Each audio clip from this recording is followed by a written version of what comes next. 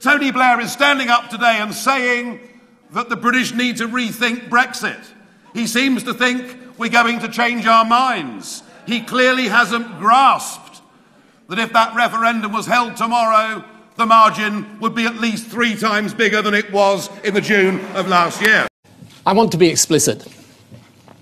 Yes, the British people voted to leave Europe, and I agree the will of the people should prevail.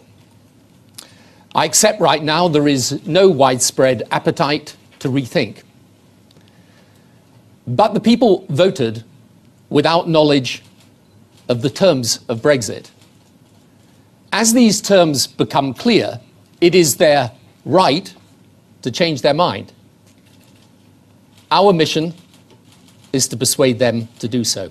Blair is yesterday's man. He's like the heavyweight world champion who's been retired for a few years but needs a bout to make some money, and he comes back and he gets knocked out in the first round. And by the end of today, Blair will be on the canvas, all right? Wasn't it good to see Tony Blair back in British politics?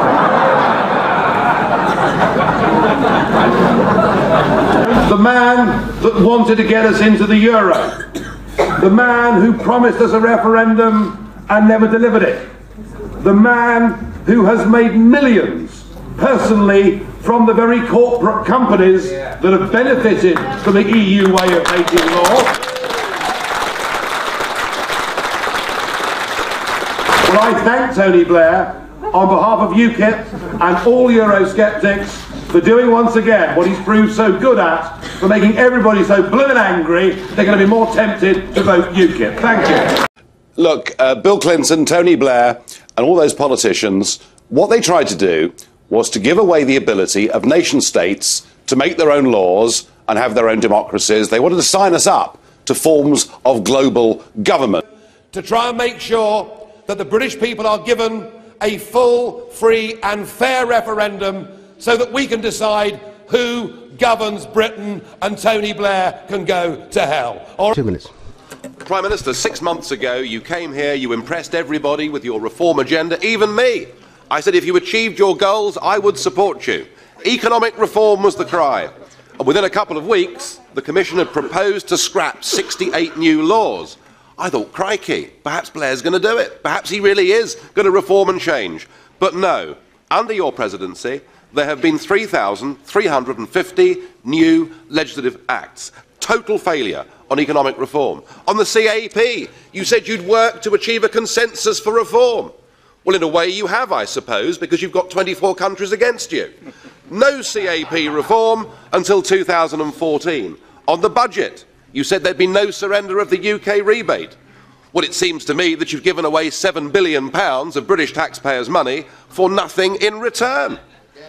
Your only achievement is to open talks with Turkey, which is opposed by the vast majority of people in Europe and will lead to an even higher bill.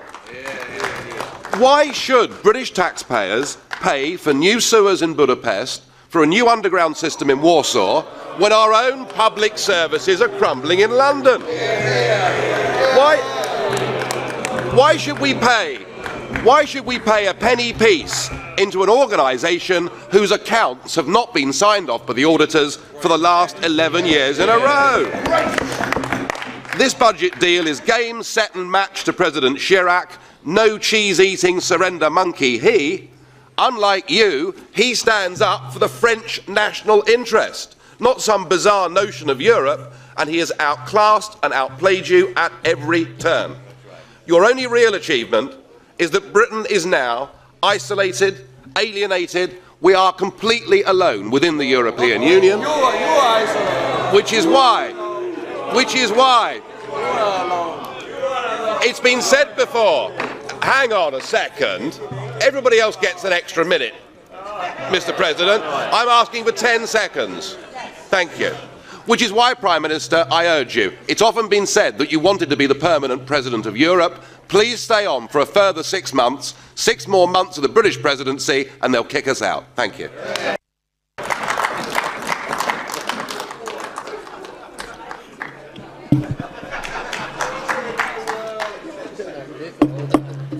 Yeah, well, thank you very much, all of you.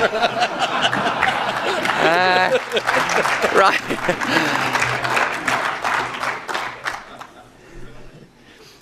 There are, in my experience in politics, there are three groups of people.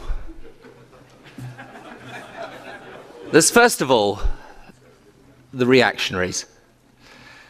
And let me just tell you, sir, and your colleagues,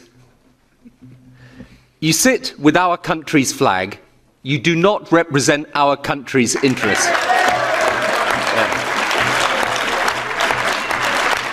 This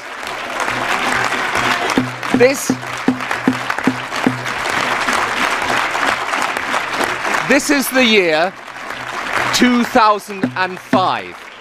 This is the year 2005, not 1945.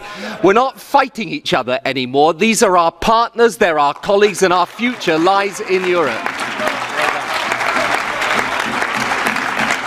And when you and your colleagues say, what do we get in return for what we contribute to enlargement? I tell you what we get.